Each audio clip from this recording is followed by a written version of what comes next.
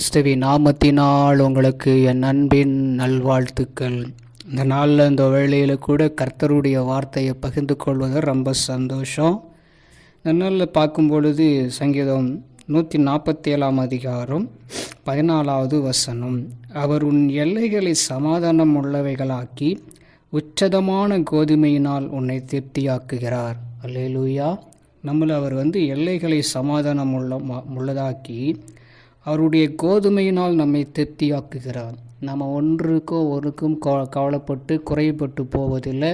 நம்மளை எல்லா விதத்திலையும் அவர் திருப்தியாய் நடத்துவார். இந்த நாளில் இந்த வேளையில் நீங்கள் பாருங்கள், உங்களை திருப்தியாய் நடத்துவார். 2 மீன் 5 அப்பத்தையும் கொண்டு 5000 பேருக்கு ஆண்டவர் போஷித்து மீதம் எடுக்க வைத்த அதே தகப்பன் இந்த நாளில் உங்கள் வாழ்க்கையில் கூட கேட்குற உங்களை மீதம் எடுக்க வைப்பார், திருப்தியாக்கி நடத்துவார். அவர் தேவைகள் எல்லாத்தையும் அவர் சந்திக்க வல்லவராக இருக்கிறார்.